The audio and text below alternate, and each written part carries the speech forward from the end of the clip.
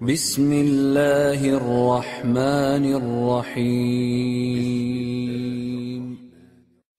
إن الحمد لله نحمده ونستعينه ونستغفره ونعوذ بالله من شرور أنفسنا ومن سيئات أعمالنا من يهده الله فلا مضل له ومن يضلل فلا هادي له وأشهد أن لا إله إلا الله وحده لا شريك له وأشهد أن محمدا عبده ورسوله صلى الله عليه وعلى آله وصحبه ومن اهتدى بهداه واستنى بسنته إلى يوم الدين أما بعد اللهم اشرح لي صدري ويسر لي أمري اللهم اشرح لي صدري ويسر لي أمري واحلل عقدة من لساني يفقه قولي اللهم لا سهل إلا ما جعلته سهلا وأنت تجعل الحزن إذا شئت سهلا فسهل علينا أمورنا كلها واجعلها خالصة لوجهك الكريم حتى نلقاك بها يوم القيامة آمين. Donc ayyuha al-ikhwa, ce cours est le 4e cours dans la série des cours sur Kitab As-Siyam, sur le jeûne. Aujourd'hui, Inch'Allah Ta'ala, nous allons voir un certain nombre de questions que je vais citer en introduction au cours. La première de ces questions, la première de ces masail que nous allons voir est la quantité à lire durant la prière de Tarawih. Car dans le dernier cours, nous nous étions arrêtés à la question de Salat ou Tarawih, la prière nocturne pendant le mois de Ramadan, appelée Salat at-Tarawih. Une chose, pour quelle raison a-t-elle été qualifiée de Salat, de prière de Tarawih, que nous n'avions pas mentionné dans le cours précédent? Ça vient de At-Tarawih, vient de At-Tarwih. Ça vient de At-Tarwih, qui est l'action d'étendre ses jambes, qui est l'action qui a été ça vient de Tarawih, qui est l'action de se reposer. Pour quelle raison la prière de Tarawih a été appelée ainsi? C'est car les Sahaba étendaient leurs jambes après chaque 2 prières, tellement les prières étaient longues. D'accord? Et vu que les prières étaient assez longues, les Sahaba, entre chaque prière, ils étendaient leurs jambes, kanu yurawwihuna aqdamahum. D'accord? Ils étendaient leurs jambes afin de se reposer. C'est pourquoi cette prière a été qualifiée de Tarawih. Cette fa'ida fut mentionnée par Cheikh Omar ibn Abdullah al-Hashimi al-Soudani, hafidhahullah ta'ala, dans son sharh de Muwatta de l'imam Malik. Donc la première des questions que nous allons voir est la quantité à lire durant la prière de Tarawih. La deuxième mas'ala, est-il permis de prier après le Tarawih? Est-il permis de prier après le Tarawih? La troisième question, peut-on prier la nuit du doute, Laylatul Shak? La quatrième question que nous allons voir est le Qunut, sa définition et les normes qui l'entourent. Les normes qui concernent le Qunut. Parmi les normes que nous allons voir, nous avons entre autres, peut-on faire le Qunut durant les fara'id, durant les prières obligatoires? Nous verrons aussi les hadiths rapportés au sujet du Qunut et dans lesquels on retrouve que le prophète sallallahu alayhi wa sallam a fait le Qunut. Parmi les questions que nous allons voir aussi, lorsqu'un malheureux événement, une nazila atteint les musulmans, doit-on faire le Qunut durant les prières obligatoires, al-fara'id? L'autre question que nous allons voir aussi, doit-on lever les mains pendant ce Qunut? Et aussi, doit-on essuyer son visage après avoir terminé les du'a du Qunut? Une autre question, qu'en est-il du Qunut durant le witr? Qu'en est-il du Qunut durant le witr? Et la dernière question que nous allons voir, c'est le Qunut doit-il être avant ou après le ruku'?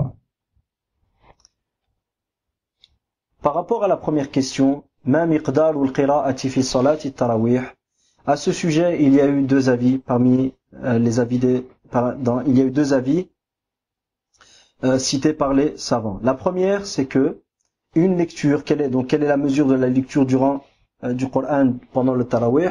Il y a eu 2 avis. Le premier avis, c'est que la prière de Tarawih, du début du mois jusqu'à la fin du mois, doit comporter une lecture complète du Coran.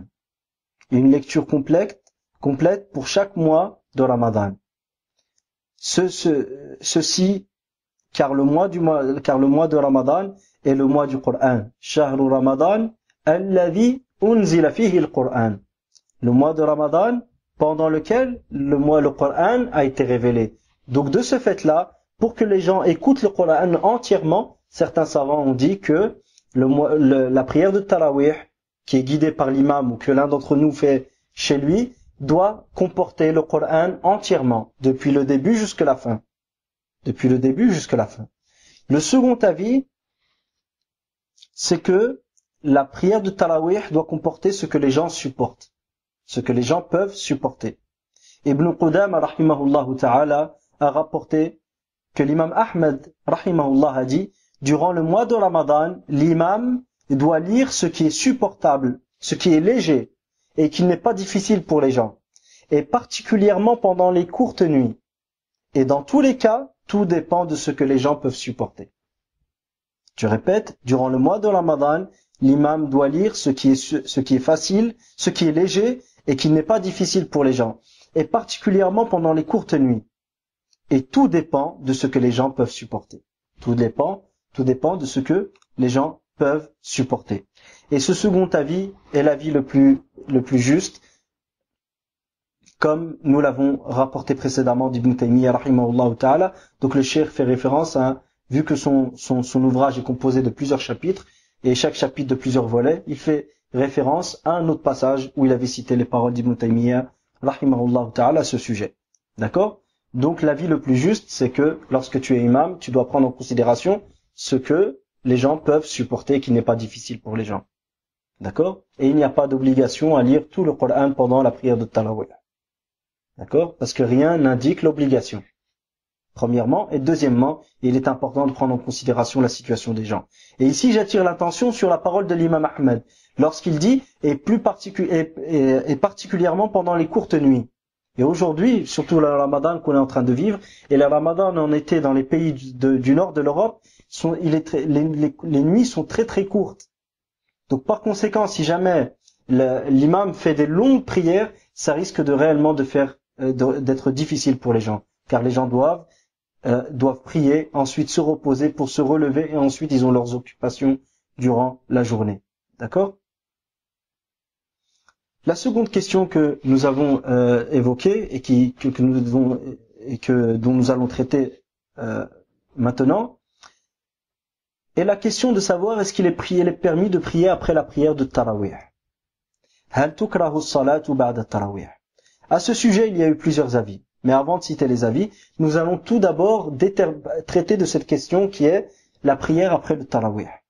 Est-il donc détestable, réprouvé de prier après le Tarawih ou non? Il faut savoir que cette prière après le Tarawih, ou cette mas'ala en particulier, est appelée par les ulama mas'alatu ta'aqib, mas'alatu ta'aqib. Ou sinon, ici, si at-ta'aqib, il est min bab al-hikaya, si on veut le citer ici dans la phrase comme étant un nom, on n'a pas besoin qu'il suive al-mudaf ou al-mudaf ilayh, qu'il soit soumis justement à l'idafa et que par conséquent il se termine par une kasra. Donc on va dire mas'alatu at-ta'qibu. D'accord? At-ta'qib. Cette question de prier après le tarawih est appelée donc par les savants at-ta'qib. Ibn Rajab rahimahullah l'a défini de la manière suivante. Il dit qu'un groupe de gens prie le tarawih en compagnie, en groupe, à la mosquée. D'accord? Par exemple, qu'un groupe de gens prie le tarawih en groupe. Puis, ils quittent le masjid et ils reviennent ensuite pour y prier en groupe à la fin de la nuit. Ils prient tout d'abord en groupe au masjid. Ensuite, ils quittent le masjid et ils reviennent une autre fois pour prier en groupe. C'est cette mas'ala qui est sujet à divergence entre les savants. Il y a eu deux avis au sujet de at-ta'qib. Le premier avis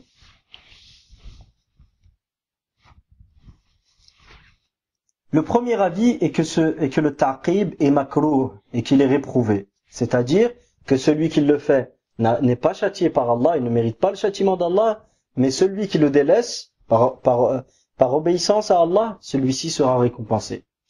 Cet avis fut rapporté par Ibn Mansour selon Ishaq ibn Rahawayh, le grand imam Ishaq ibn Rahawayh, qui était l'un des contemporains de l'imam Ahmad ibn Hanbal et qui est la cause de la composition de l'ouvrage Sahih al-Bukhari. L'imam al-Bukhari dit, j'étais dans une assemblée d'Ishaq ibn Rahawayh, et Ishaq ibn Rahawayh, rahimahullah, a dit, qui est-ce qui pourrait nous rassembler les hadiths authentiques du prophète, sallallahu alayhi wa sallam? Et c'est là que l'imam al-Bukhari a débuté sa quête, car cette parole d'Ishaq a eu un impact sur lui. Donc, cet avis fut rapporté par Ibn Mansour, selon Ishaq ibn Rahawayh, rahimahullah. Il dit que si l'imam complète la prière nocturne au début de la nuit, il lui sera réprouvé de les guider dans la prière en fin de nuit. Si l'imam complète la prière nocturne au début de la nuit, il lui sera réprouvé de les guider dans la prière en fin de nuit. Jusqu'à ce qu'ils disent, mais s'il ne la complète pas en début de nuit, il n'y aura aucune réprobation à prier en fin de nuit. Donc si l'imam complète la prière en début de nuit, la prière de Tarawih, par exemple, ils avaient 20 raka'at à faire. S'il fait 20 raka'at, à la suite de ça, il lui est réprouvé de revenir avec les gens pour, par exemple, avant le Fajr, pour prier en groupe. Ceci est l'avis de l'imam Ishaq ibn Rahawayh, rahimahullah ta'ala. Le second avis est que ceci n'est pas, le ta'qib n'est pas makruh, qu'il n'est pas réprouvé.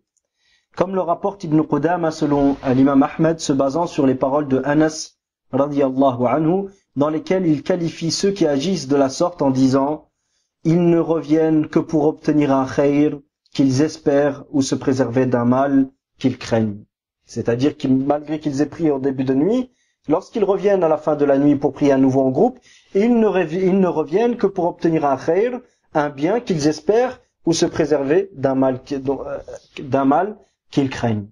Donc Anas radiyallahu anhu ici accepte cette question qui est le ta'qib, de prier après la salat de Tarawih, même si la prière a été complétée au début de nuit.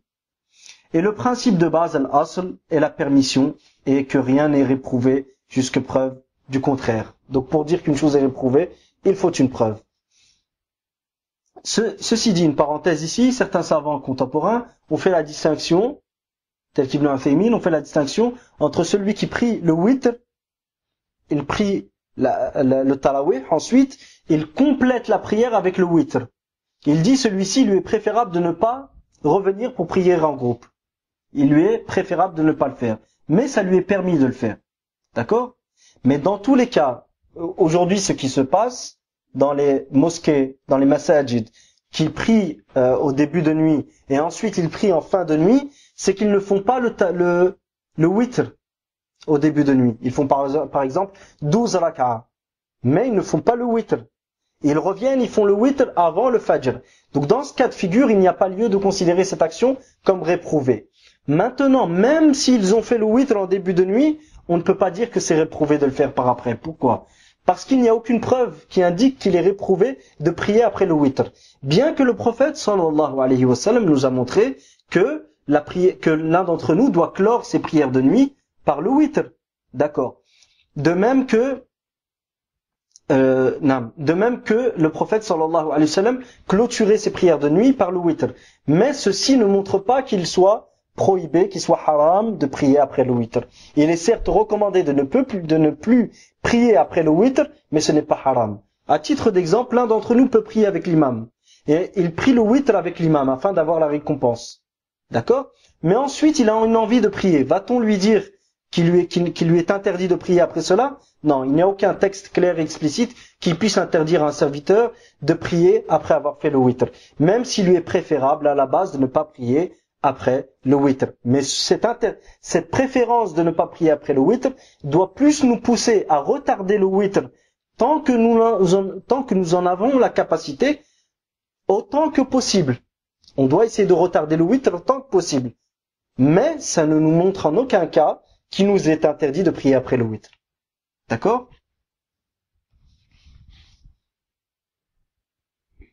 La question suivante. Hal yaqumu laylat ash-shak? Doit-on ou peut-on accomplir la prière nocturne durant la nuit du doute?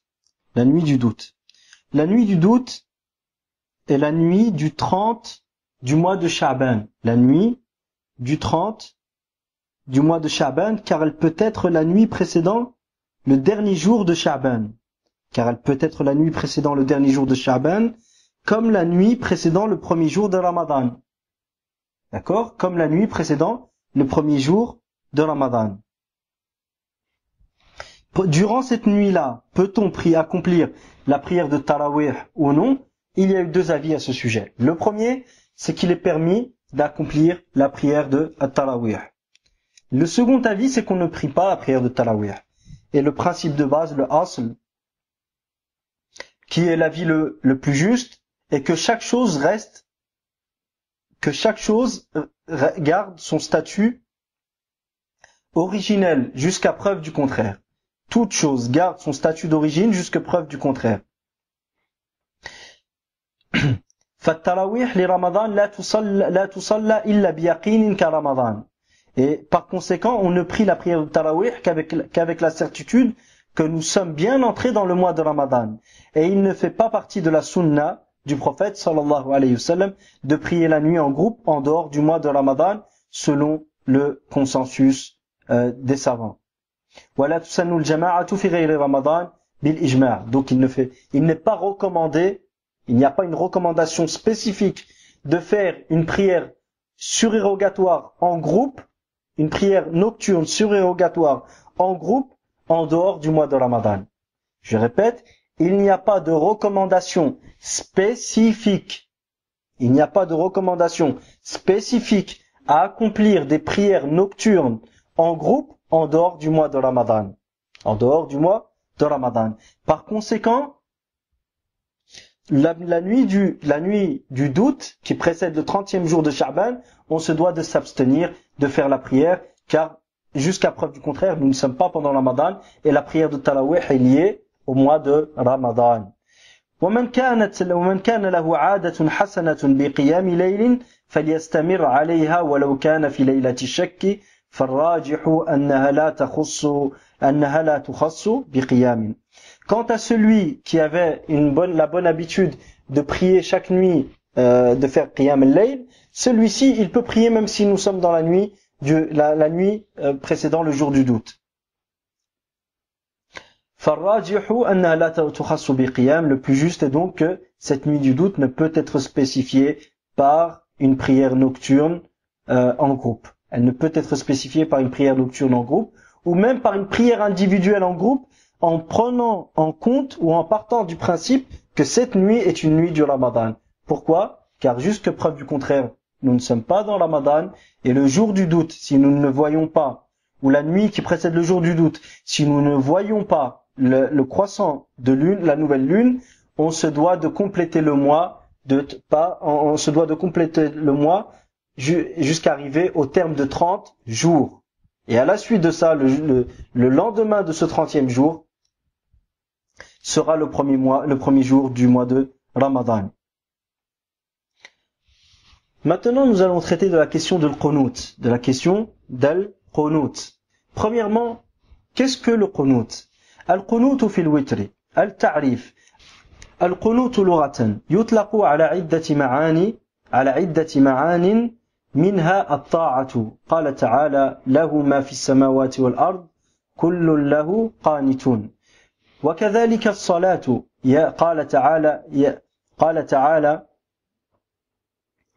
قال تعالى ذاك حاكيا مقولة الملائكة لمريم عليها السلام يا مريم اقنتي لربك واسجدي واركعي مع الراكعين وقالت وكذلك من معاني القنوت السكون قال تعالى وقوموا لله قانتين.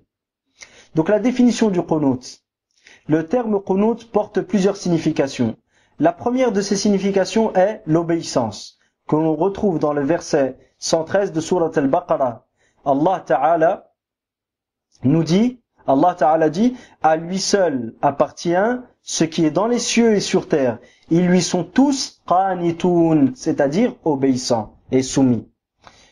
La seconde signification est as-salat, que l'on retrouve dans le verset 43 de Surat Ali Imran, où Allah subhanahu wa ta'ala nous cite la parole des anges à Maryam alayhi salam.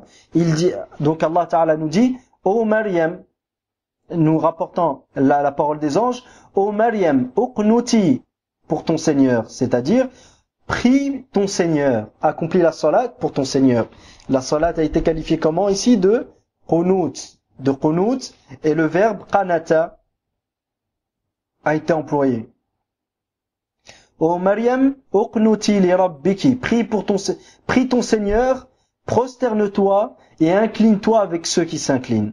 Ya Maryam uqnuti li rabbiki wasjudi warka'i ma'ar raki'in. La troisième signification, le soukoun, qui est la tranquillité. Le soukoun, qui est l'humilité, la tranquillité. Allah Ta'ala nous dit wa qumu lillahi qanitin, et levez-vous pour Allah avec sérénité. Et enfin, parmi ces significations, nous avons ad-du'a, wa huwa ashharuha. Parmi ces significations, nous avons donc la du'a, et ce dernier est le plus réputé. Az-Zajjaj, rahimahullah ta'ala, a dit, le plus connu linguistiquement est que le qunut désigne les du'a. Le plus connu linguistiquement est que le qunut désigne les du'a. An-Nawawi rahimahullah rappelle que le qunut est utilisé pour qualifier les du'a en bien ou en mal. On dit donc, il a fait, ou un tel a fait, le qunut pour lui ou contre lui. C'est-à-dire qu'un tel a fait les deux, le qunut pour un tel ou en faveur d'un tel ou contre un tel ou contre un tel. Revoir pour plus de détails Basair Dhawi التمييز de Fayrouz al-Abadi.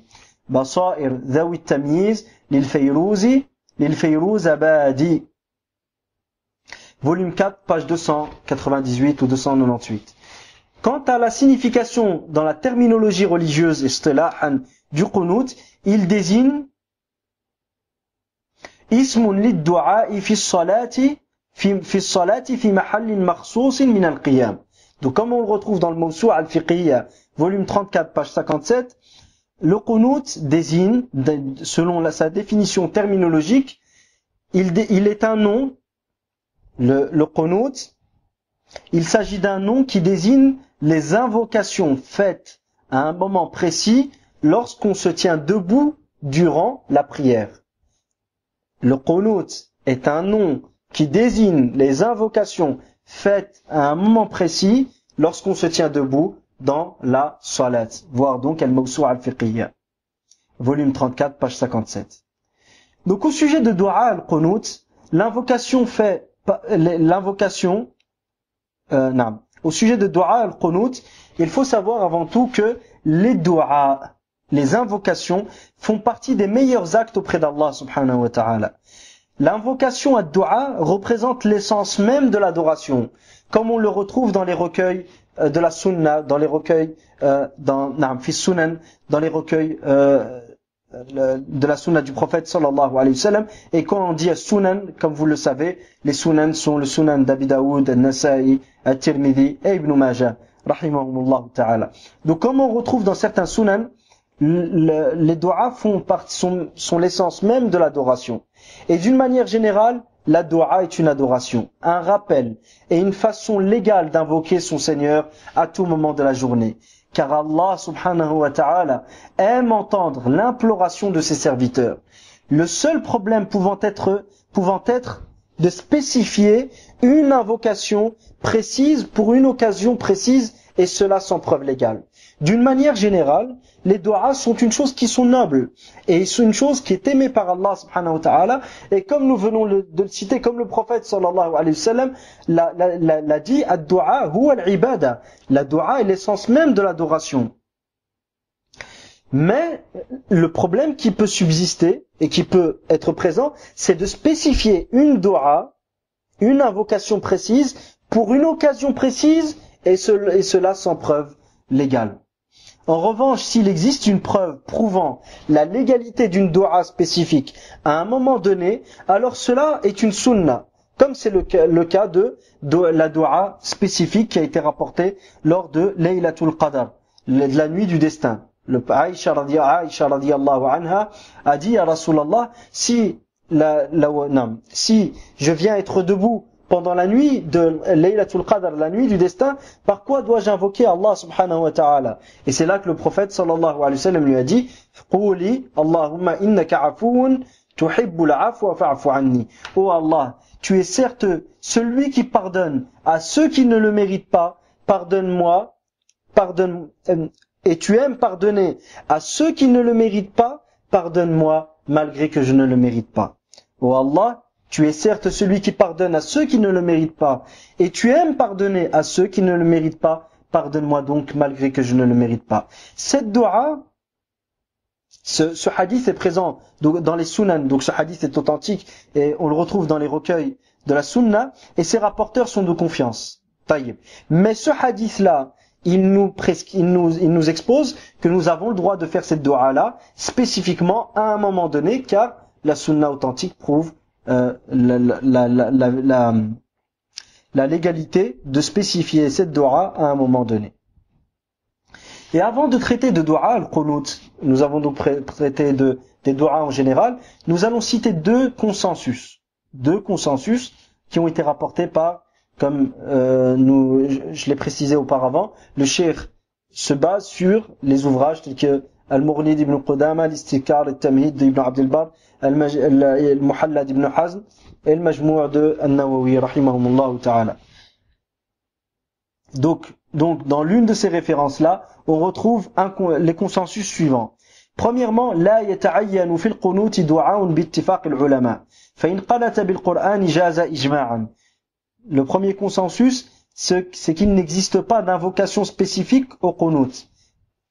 Le fait ce n'est pas tout à fait qu'il n'existe pas, c'est qu'il n'est pas un devoir d'invoquer Allah par une invocation spécifique pendant le qunut.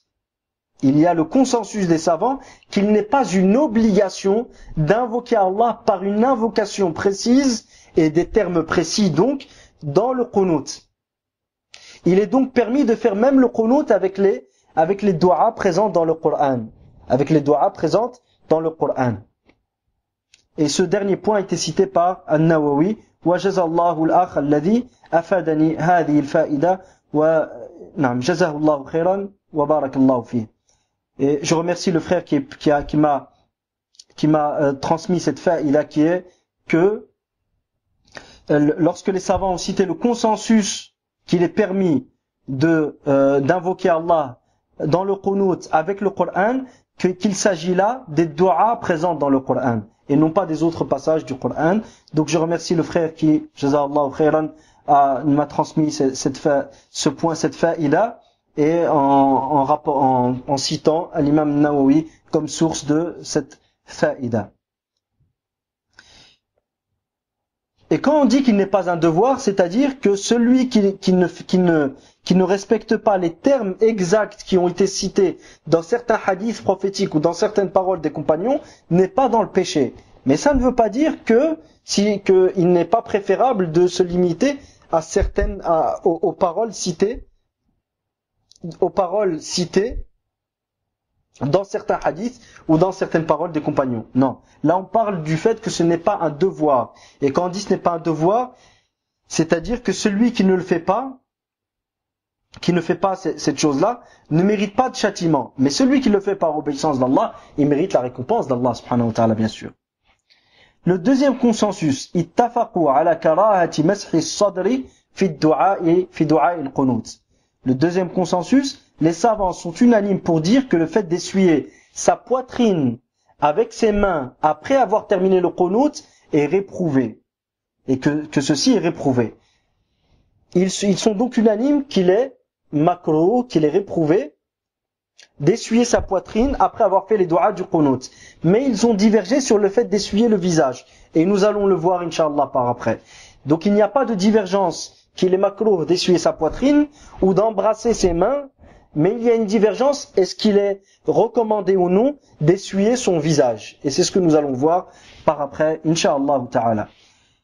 Le cheikh dit ensuite, Amma mashul wajh, wa hal yarfa'u yadayhi fi du'a al-qunut, wa hal huwa fi al-witri am fi al-fara'id, wa hal huwa qabla al-ruku'i am ba'dahu, wa hal huwa mukhtassun bin nawazil am la. Hadhihi wa ghayruha kulluha sabaqat fi kitab as-salati min hadhihi as-silsilati al-mubarakah bidayatul mughni wa khulasatu bidayatul mufti wa khulasatu al-mughni. Quant au fait d'essuyer son visage après avoir terminé le du'a du qunut et de lever les mains pendant le qunut Et le qunut, et est-ce que le qunut se fait lors du witr ou bien lors des prières obligatoires?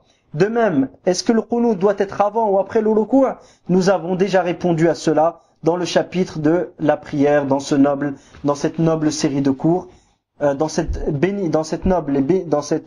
série de cours qui est bénie bi'idhnillah auparavant. Et vu que le cheikh l'a cité ici, ce que j'ai fait, c'est que je suis revenu à Kitab Salat en reprenant les masaïl que le cheikh a cités afin que chacun puisse en profiter, Inch'Allah ta'ala, et qu'on puisse comprendre et savoir le hukm d'Allah sur ces questions. Parmi les questions et les masaïl que le cheikh vient de mentionner, comme vous avez pu l'entendre, il y a la question de est-ce que le qunut doit être est-ce que le qunut peut être fait pendant les prières obligatoires? هل يقنت في الفرائض أم لا? Sur cette question, il y a eu plusieurs avis. Peut-on faire le qunut durant les prières obligatoires? Il y a eu plusieurs avis.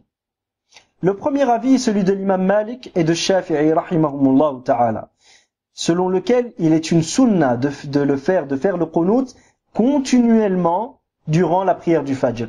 Il est une sunna de faire le qunut da'iman, continuellement durant la prière de Fajr. Le second avis est que le qunut doit être fait durant toutes les prières. Et cet avis est celui de Daoud al-Zahiri. Ici, quand on dit toutes les prières, c'est avec ou sans nazila, avec ou sans malheur, ou sans événement malheureux qui atteint la communauté.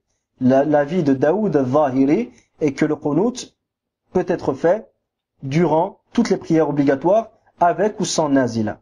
Le troisième avis, qui est l'avis de l'imam Ahmed et d'Abu Hanifa et de l'imam Ahmed, rahimahumullah ta'ala, est que le qunut est une sunna que lorsqu'une nazila touche les musulmans, que lorsqu'un malheureux, un événement malheureux touche les musulmans, ou une difficulté et un événement difficile vient à atteindre les musulmans. Et pour plus de détails, on verra plus de détails sur cette question, Inch'Allah ta'ala. Les deux premiers avis se réfèrent au hadith d'Abu Hurayra radiyallahu anhu. Les deux premiers avis, à savoir que le qunut se fait continuellement durant le Fajr ou le qunut se fait durant toutes les prières. Les deux premiers avis se réfèrent au hadith d'Abu Hurayra radiyallahu anhu, rapporté par l'imam al-Bukhari et l'imam Muslim, dans lequel il décrit la prière du prophète sallallahu alayhi wa sallam. Et on y retrouve le qunut dans les prières du Isha, du Fajr et du Dhuhr.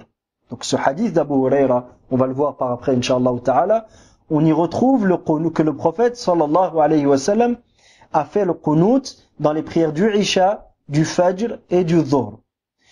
Et de même qu'il se base sur le hadith d'Ibn Umar radiyallahu anhuma, qui mentionne que le prophète sallallahu alayhi wa sallam a fait le qunut durant la prière du Fajr.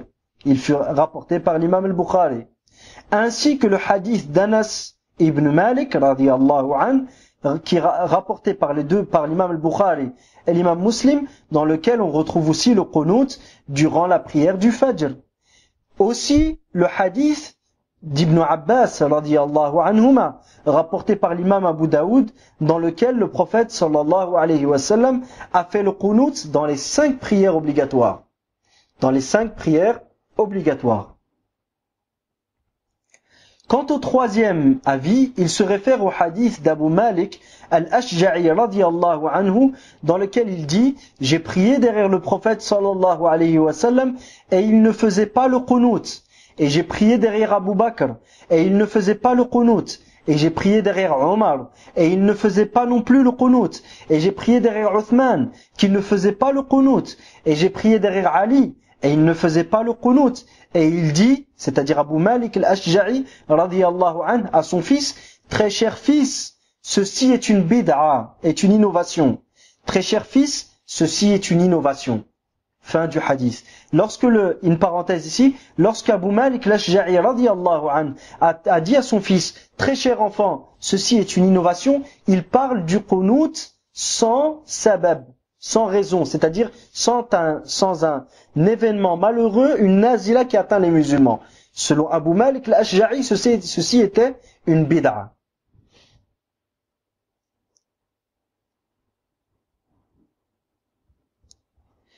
Et l'avis le plus probant et le plus juste est donc le troisième avis. Pourquoi? Ici je m'explique, Inch'Allah, ou tente d'expliquer les paroles du cheikh. Ici c'est un commentaire pour expliquer et commenter les paroles du cheikh. Le troisième avis est le plus juste. Pourquoi? Afin de joindre entre tous ces textes. Car la règle de l'usul est que i'malu kila ad-dalilayni awla min ihmali ahadihima. La pratique du contenu de toutes les preuves présentes sur une question ou sur deux preuves présentes sur une question, deux ou plus même. Donc la pratique du contenu présent, la pratique du contenu de toutes les preuves présentes sur une question est préférable au fait de mettre en pratique le contenu de certaines de ces preuves légales et de délaisser le contenu de d'autres. Donc, afin de joindre entre tous ces textes, nous considérons que le troisième avis, qui est que le qunut dans les prières obligatoires est une sunna lorsqu'un événement malheureux atteint les musulmans. Donc afin de joindre entre les textes, nous considérons que ce troisième avis est le plus juste. Pour quelle raison? Premièrement donc, je vais m'expliquer Inch'Allah. Quant au texte qui stipule que le prophète sallallahu alayhi wa sallam a fait le qunut dans toutes les prières, comme le hadith d'Ibn Abbas rapporté par Abu Daoud, le hadith d'Ibn Abbas radiyallahu anhuma rapporté par Abu Daoud, ou dans la majorité d'entre elles, comme on le retrouve dans les autres hadiths tels que le hadith d'Abu Huraira ou le hadith d'Ibn Umar radiyallahu anhuma, il s'agit là du qunut lorsqu'un malheur ou un événement malheureux touche les musulmans, la umma, c'est-à-dire lorsqu'une nazila touche la communauté. Ce qunut peut donc être fait dans toutes les prières sans exception. Le qunut lorsqu'un malheur atteint les musulmans peut être fait dans toutes les prières sans exception, comme on le retrouve dans le hadith d'Ibn Abbas rapporté par l'imam Abu Daoud, ou dans la majorité d'entre elles, comme on le retrouve dans les autres textes. Ce qunut peut donc être fait dans toutes les prières sans exception.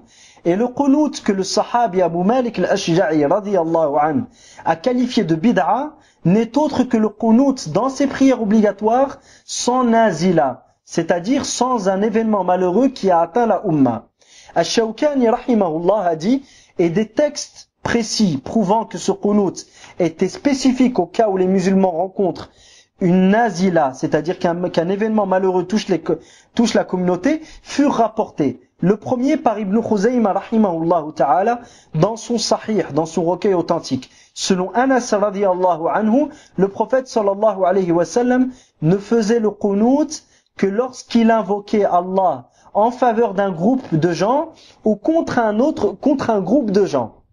Je répète, Ibn Khuzayma rahimahullah rapporte dans son sahih, selon Anas radiyallahu anhu, le prophète sallallahu alayhi wa sallam ne faisait le qunut que lorsqu'il invoquait Allah en faveur d'un groupe de gens ou contre un groupe de gens. Le second texte, ici ce sont toujours les paroles de l'imam al-Shawkani rahimahullah, le second texte est ce que rapporte Ibn Hibban selon Abu Huraira radiyallahu anhu, il dit: le prophète sallallahu alayhi wa sallam ne faisait le qunut que pour invoquer Allah en faveur d'une personne ou contre une personne. Le prophète sallallahu alayhi wa sallam ne faisait le qunut que pour invoquer Allah en faveur d'une personne ou contre une autre personne.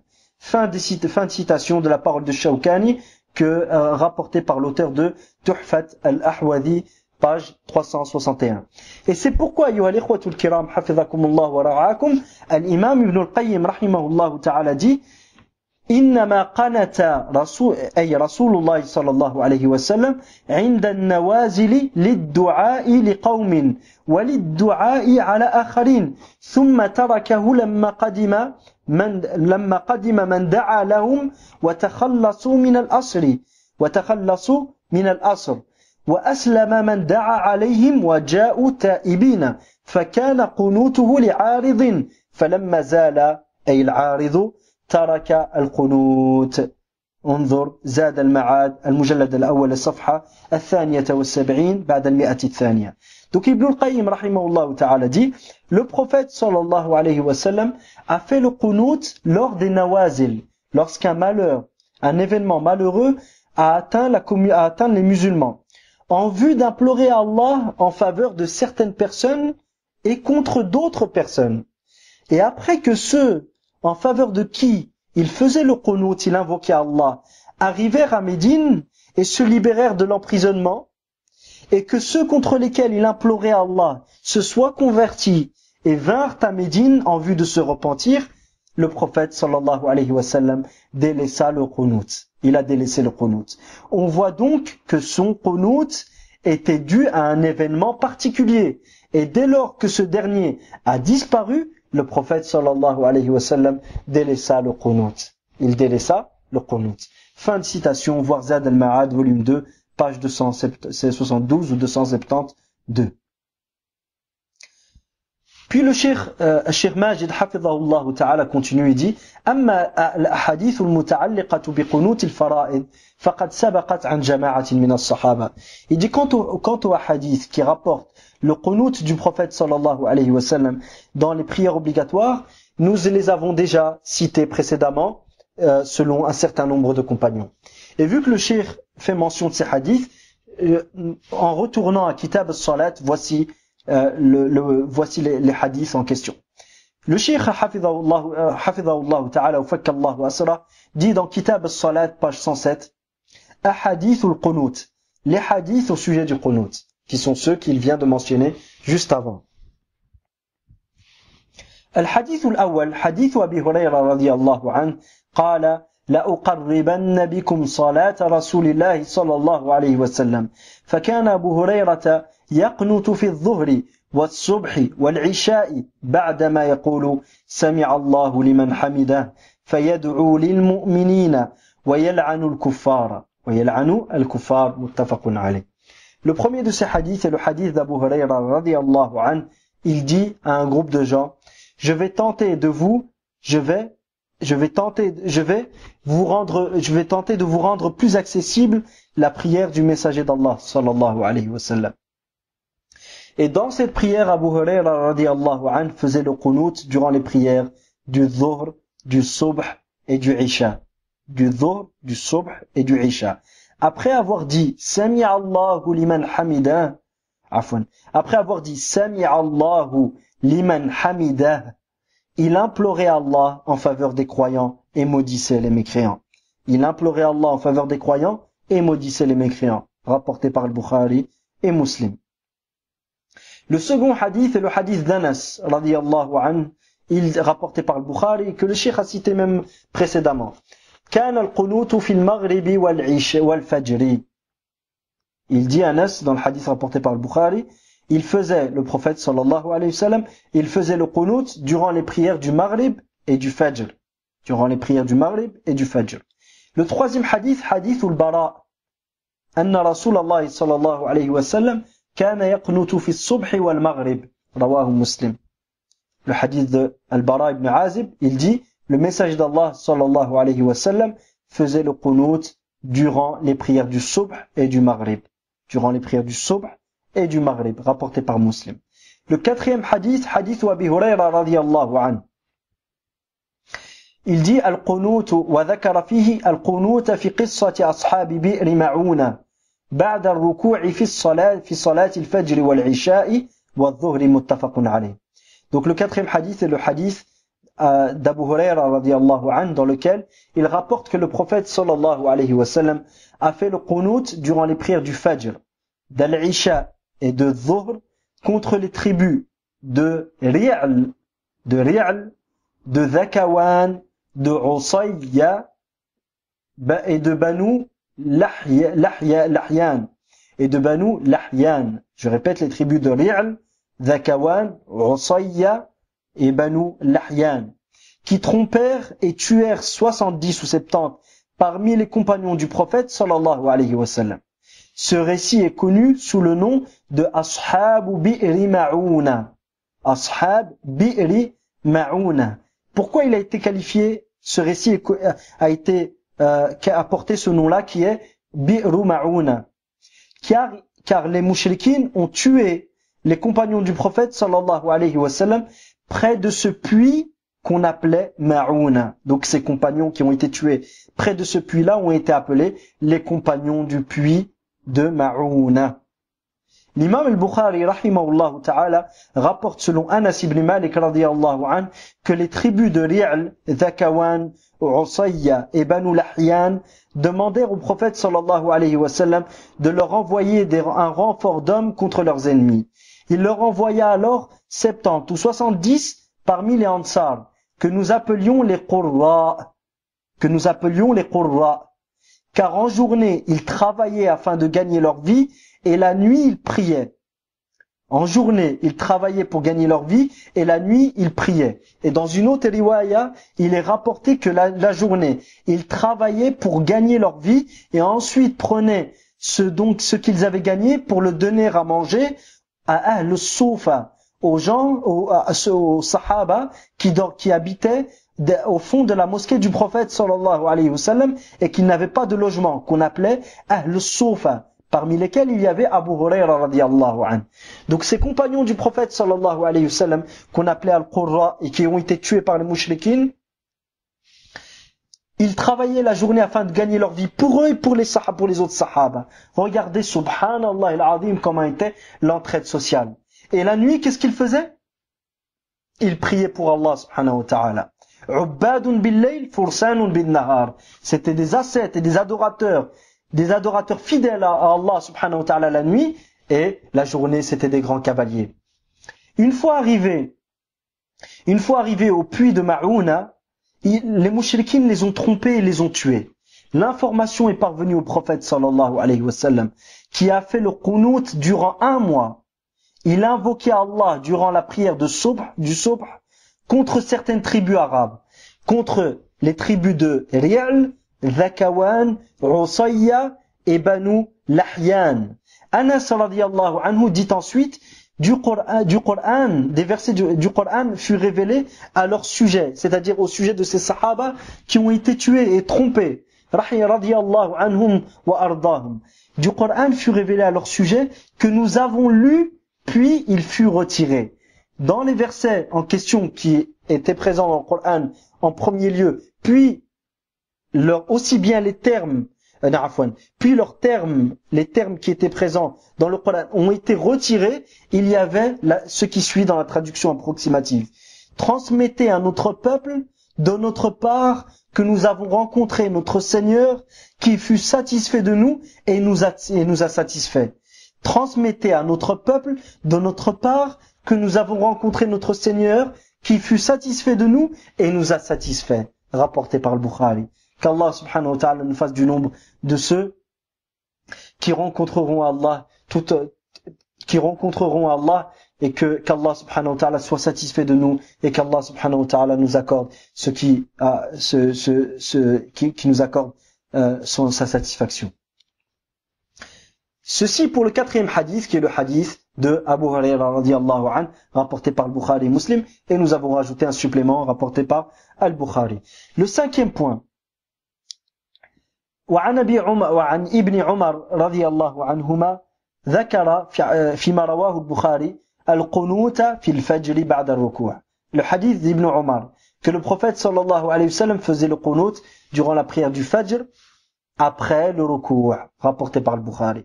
Le 6e hadith est selon hadith Khuffaf al-Ghifari. Khuffaf al-Ghifari خفاف ليس خفاف استغفر الله. خفاف الغفاري, selon Khufaf al-Ghifari, le prophète sallallahu alayhi wa sallam faisait le qunut après le ruku', rapporté par Muslim. Le 7e hadith. وعن أنس رضي الله عنه في صلاة الفجر بعد الركوع وعن أنس رضي الله عنه أن النبي صلى الله عليه وسلم كان يقنت في صلاة الفجر بعد الركوع يسيرا متفق عليه. Et selon Anas, donc le 7e, selon Anas, le qunut, le prophète sallallahu alayhi wa sallam faisait le qunut, où le qunut était durant la prière du Fajr après le ruku'. Le qunut était durant la prière du Fajr était durant la prière du Fajr après le ruku'. Et il était court. Le qunut était court. Rapporté par le Bukhari et Muslim. Ici une parenthèse. De là, les shurrah du hadith ont mentionné un point qui est que le qunut ne doit pas être long. Sauf si les gens derrière demandent qu'il soit long. Mais sinon, en règle générale, le qunut, il doit être quoi? Yassir, il doit être court. D'accord? Et la majorité des narrateurs, وأكثر الرواة عن أنس قالوا قبل الركوع وورد عنه قبل الركوع وبعده. Dans ce même hadith rapporté par le Bukhari et Muslim, dans lequel Anas ibn Malik radiyallahu anhu rapporte le qunut du prophète sallallahu alayhi wa sallam dans salat al-fajr après le ruku', la majorité des ruwat, des rapporteurs qui ont rapporté ce hadith selon Anas, précisèrent que le qunut était avant le ruku'. Et d'autres rapportent aussi selon Anas le même récit, mais que le qunut était après le ruku'. Et nous retrouvons aussi avant et après le ruku'. Et dans tous les cas, les deux furent rapportés et les deux sont tout à fait légaux. Le 8e hadith, le hadith d'Ibn Abbas radiyallahu anhuma, أن رسول الله صلى الله عليه وسلم قنت في الفرائض كلها بعد الركوع صححه. نعم. Donc le 8e hadith, le hadith d'Ibn Abbas radiyallahu anhuma, dans lequel le prophète sallallahu alayhi wa sallam faisait le qunut dans toutes les salats après le ruku'. Ce hadith a été rapporté entre autres aussi par Al-Hakim et authentifié par Al-Hakim, et Al-Zahabi a été d'accord avec s'est accordé au jugement d'Al-Hakim, et considéré Hassan par Al-Nawawi ainsi que Al-Albani. Le 9e hadith, وثبت رفع اليدين، وهذه في مسألة رفع اليدين، وثبت رفع اليدين في قنوت النازلة في حديث أنس عند الإمام أحمد بسند صحيح بنفس قصة أصحاب بئر معونة. Donc ça c'est par rapport à une autre question que nous allons voir par après, qui est le fait de lever les mains durant le qunut. Le cheikh dit, ouais, dans le même récit de Ashab, des gens du puits de Ma'ouna, Ashab ou Bi'ri Ma'ouna, mais cette fois-ci rapporté par l'imam Ahmed, avec un sanad sahih, selon Anas ibn Malik, radiyallahu anhu, on retrouve la légalité de lever les mains lors des du'a du qunut an-nazila. D'accord? Lors des du'a du qunut an-nazila. Après avoir vu cette question, nous allons voir une autre question maintenant. هل يقنت في النوازل أو هل يقنت في النوازل في الفرائض. Lorsqu'une nazila, un événement malheureux arrive aux musulmans, le qunut peut-il être réalisé, peut-il être fait durant les prières obligatoires, et si oui, lesquelles de ces prières-là? Il y a eu plusieurs avis sur cette question. Le premier avis est l'avis de l'imam Ahmed, rahimahullah, l'avis de Abu Hanifa et de l'imam Ahmed, est que l'imam est en droit de faire le qunut durant le fajr. L'imam est en droit de faire le qunut durant le fajr. Mais le simple fidèle qui prie seul, non. Le simple fidèle qui prie seul, lui ne peut pas. Le second avis est qu'il est permis de faire le qunut dans les prières obligatoires lorsqu'un malheur ou un événement malheureux touche les musulmans. Il est permis de le faire durant le fajr et al-maghrib. Le troisième avis est qu'il est permis de faire le qunut durant toutes les prières à voix haute, fi salawat il-jahriya. Le quatrième avis, et qui est l'avis de l'imam Shafi'i, c'est qu'il est permis de faire le qunut durant toutes les prières, qu'elles soient à voix haute ou qu'elles soient à voix basse. والقول الرابع هو الذي دلت عليه الأحاديث السابقة. Et le quatrième avis est celui dont la validité est prouvée, comme dans les hadiths qu'on a vus précédemment. Ce quatrième avis, qui est l'avis de l'imam Shafi'i, est celui dont la validité a été prouvée dans les hadiths qu'on a vus précédemment, et dans lesquels on voit que le prophète sallallahu alayhi wa sallam a fait le qunut non pas dans le fajr seulement, non pas dans le maghrib, dans le fajr et le maghrib seulement, ni dans les prières à voix haute, à savoir al-fajr et le maghrib et l'isha seulement, mais il l'a fait dans les prières à voix haute et à voix basse. Et même dans le hadith d'Ibn Abbas radiyallahu anhuma, on voit que le prophète sallallahu alayhi wa sallam l'a fait dans toutes les prières.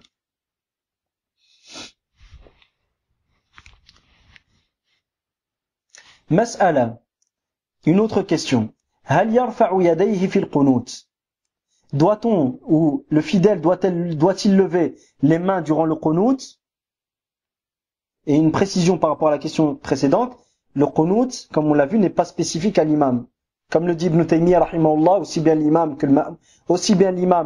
qui prie en groupe, que celui qui vient prier seul, si jamais il n'a pu prier en groupe à la mosquée, ou qui se trouve dans une situation où il a prié seul, il peut faire le qunut. Car ce qui est valable pour l'imam est valable pour le ma'moum, ce qui est valable pour l'imam est valable pour le simple fidèle, qui prie al-musalli jusqu'à preuve du contraire. Al-munfarid jusqu'à preuve du contraire. Donc, doit-on lever les mains durant le qunut ou non? À ce sujet, il y a eu deux avis. Le premier avis est l'avis de Abu Hanifa et de l'imam Ahmad et d'Ishaq ibn Rahawayh, c'est qu'il faut lever les mains durant le qunut.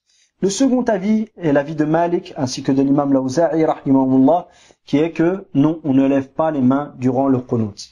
Et dans le hadith d'Anas radiyallahu anhu, rapportant le récit de Ashab Bi'r al-Ma'una, des gens du puits de Ma'una qu'on a vu précédemment, il est rapporté que le prophète sallallahu alayhi wa sallam a levé ses mains. Ceci dans la version rapportée par l'imam Ahmed avec un sanad sahih. De même que le principe de base, que la règle générale est de lever les mains durant les du'as. La règle générale est de lever les mains durant les du'as.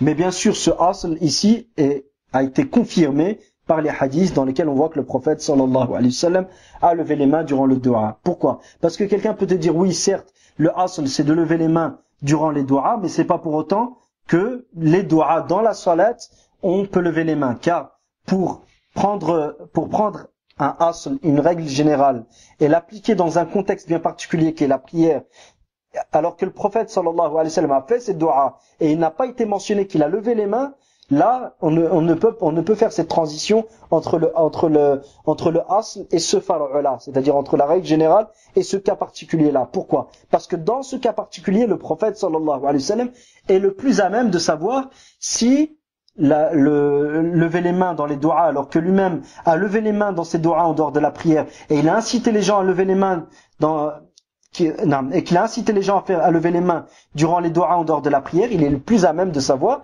si ces paroles-là et si ces actions qu'il a faites en dehors de la prière sont valables dans la prière ou pas. Donc si le prophète sallallahu alayhi wa sallam ne les a pas fait durant la prière, nous on ne peut le faire. Donc ceci aurait été valable si on n'avait pas de texte qui prouve que le prophète sallallahu alayhi wa sallam a levé les mains durant le qunut. D'accord? Ce raisonnement aurait pu être valable si nous n'avions pas de texte qui prouve que le prophète sallallahu alayhi wa sallam a levé les mains durant le qunut. Mais ici, nous avons un texte qui est la riwaya de Qissat Ashabi Bi'r Ma'una, rapporté par l'imam Ahmed avec un sanad sahih. Donc, il est recommandé de lever les mains durant les du'as du qunut. Une autre question. Doit-on essuyer ses mains? Ou est-ce que celui qui fait le qunut, doit-il essuyer ses mains sur son visage après avoir terminé le qunut? À ce sujet, il y a eu deux avis. Le premier avis est celui de l'imam Ahmed dans une riwaya, dans l'une des variantes qui a été rapportée le concernant, qui est que non, il ne doit pas essuyer ses mains sur son visage. En raison de l'absence. Pourquoi?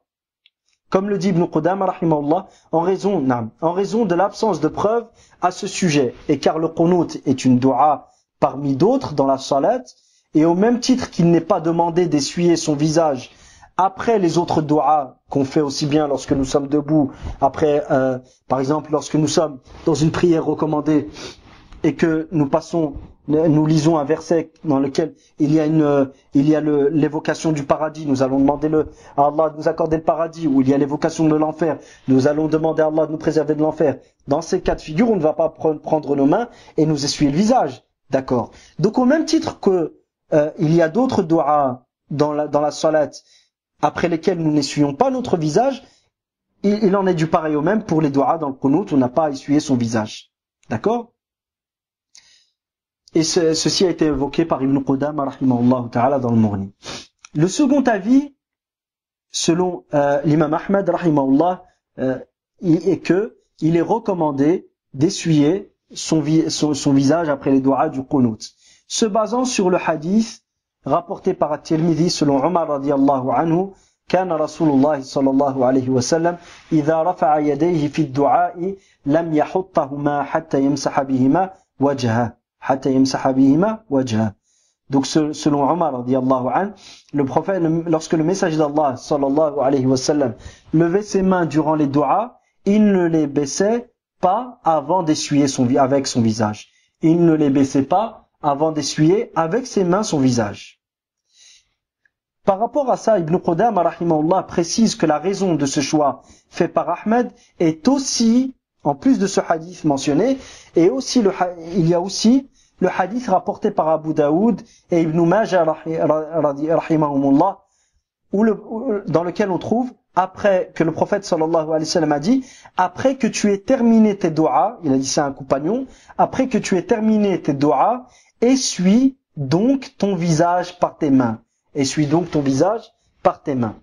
Ensuite, il expose, donc Ibn Qudama, il expose une autre raison qui est que le qunut, ceci sont les paroles d'Ibn Qudama qu'il rappelle selon l'imam Ahmed. Pour quelle raison il a fait ce choix-là? La première des raisons, c'est le hadith que nous avons cité, qui est que lorsque le message d'Allah sallallahu alayhi wa sallam levait ses mains durant les du'a, il ne les baissait pas avant d'essuyer son visage, rapporté par At-Tirmidhi. La deuxième raison, le hadith rapporté par Abu Daoud et Ibn Majah, dans lequel le prophète sallallahu alayhi wa sallam aurait dit, après que tu aies terminé tes du'a, essuie donc ton visage par tes mains.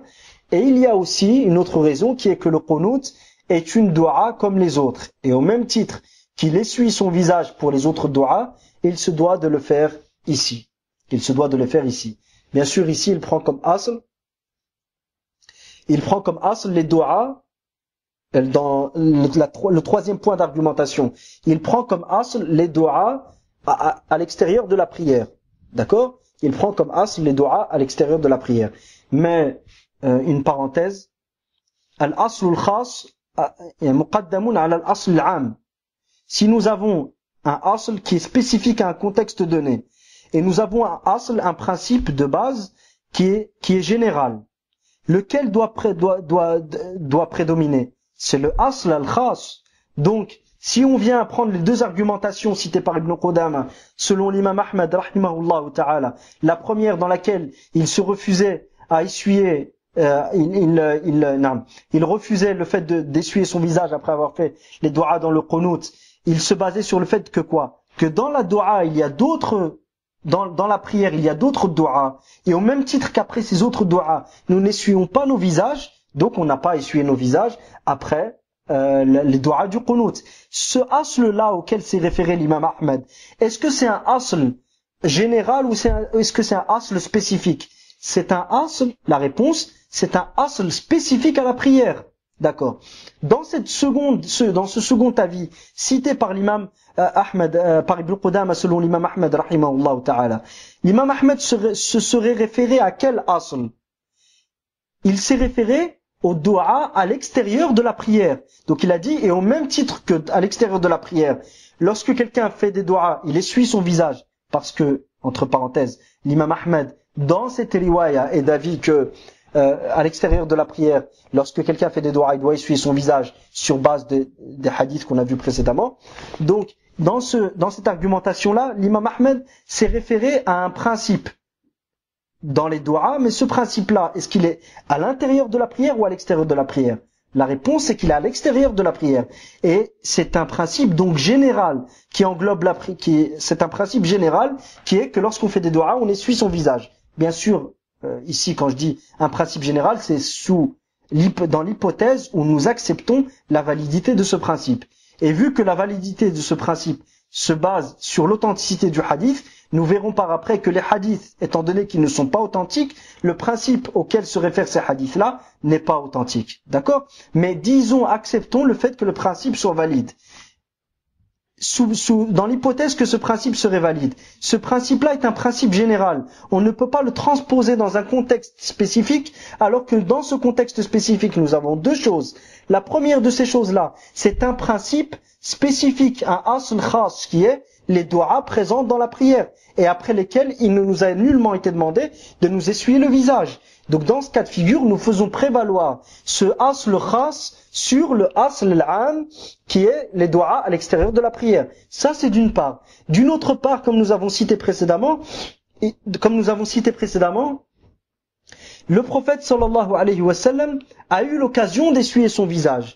Et si les hadiths ne sont pas authentiques et qu'il n'a pas essuyé son visage à l'intérieur dans la prière, il n'y a pas lieu de le faire, car celui qui sait le mieux le sens de ses propos, des propos du prophète sallallahu alayhi wa sallam, c'est le prophète sallallahu alayhi wa sallam lui-même, car ses actions sont l'exposé de ses paroles. Or, si lui-même, il a incité à essuyer son visage à l'extérieur, après les doigts à l'extérieur de la prière, et il l'a fait après les doigts à l'extérieur de la prière, tout en se refusant à le faire à l'intérieur de la prière, ça montre que ce asl-là, qui est d'essuyer son visage après la prière, après les doigts, est spécifique à l'extérieur de la prière, et à l'intérieur de la prière, il ne peut pas être fait, car le prophète sallallahu alayhi wa sallam ne l'a pas fait.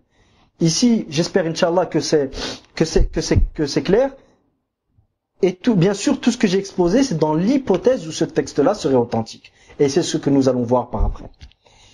Je continue les paroles de Cheikh Majid, hafidhahullah ta'ala. Il dit, Al-Bayhaqi, rahimahullah ta'ala, a dit, je ne connais personne parmi les salafs qui essuyait son visage après les du'as du qunut, bien que certains le faisaient en dehors de la prière.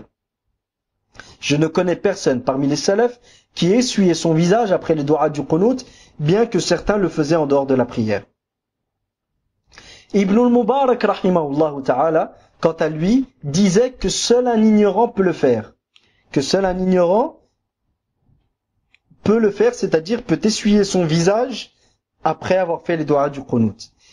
Et le plus juste est donc qu'il ne faut pas essuyer son visage après les du'as du qunut. Le plus juste est donc qu'il ne faut pas essuyer son visage après les du'as du qunut. Quant au hadith mentionné, à savoir par l'imam Tirmidhi, كان رسول الله صلى الله عليه وسلم إذا رفع يديه في الدعاء لم يحطهما حتى يمسح بهما وجهه. Lorsque le message d'Allah sallallahu alayhi wa sallam invoquait lever ses mains durant les du'as, il ne les baissait pas avant d'essuyer avec son visage. Quant à ce hadith-là, il est faible. Ici se terminent les paroles de Cheikh Majid. Je vais juste citer un commentaire pour exposer les raisons de la faiblesse de ce hadith. Le hadith, après que tu aies terminé tes du'as, le second hadith que nous avons vu, qui est après que tu aies terminé tes du'as, essuie donc ton visage par tes mains, a été jugé faible par l'imam Ibn al-Jawzi. En raison de quoi? En raison de la présence de Salih Ibn Hassan dans sa chaîne de transmission, dans son sanad, et Salih Ibn Hassan a été considéré comme étant faible par l'imam Ahmed et Yahya, Salih Ibn Hassan a été considéré comme étant faible par Abu Hatim et Yahya ibn Ma'in et l'imam Ahmed, si je ne me trompe pas. Et c'est pour cela que l'imam Ibn al-Jawzi l'a considéré comme étant faible. Quant au premier hadith, qui est lorsque le message d'Allah sallallahu alayhi wa sallam levait ses mains durant les du'as, il ne les baissait pas avant d'essuyer avec son visage, on y trouve dans la chaîne de transmission Hammad ibn Isa al-Juhani, qui est d'une part da'if, il est faible, et de l'autre, il est le seul à avoir rapporté ce texte selon Hanzala ibn Abi Sufyan al-Jumahi. Selon Hanzala ibn Abi Sufyan al-Jumahi. Or, Hanzala ibn Abi Sufyan al-Jumahi avait d'autres compagnons.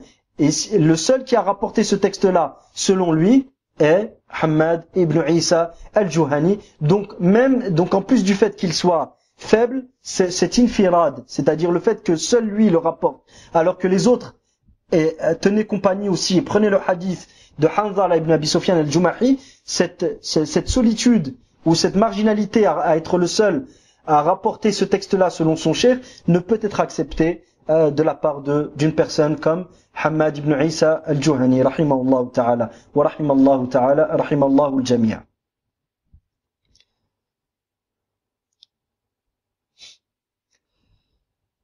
Et vu que je comptais continuer les autres questions, à savoir le qunut dans le witr, mais vu que nous sommes déjà arrivés à plus d'une heure, je vais m'arrêter Inch'Allah ici, et laisser le reste, à savoir le statut du qunut dans le witr et tous les détails qui concernent le qunut dans le witr à un prochain cours. Wa sallallahu sallam wa baraka ala nabiyyina Muhammad wa ala alihi wa sahbihi ajma'in walhamdulillahi rabbil alamin. Fama kana min sawabin famin Allah wahdah wa in akhta'tu famin nafsi wa min ash-shaytan wallahu wa rasuluhu minhu bara wa astaghfirullah. Wassalamu alaykum wa rahmatullahi wa barakatuh.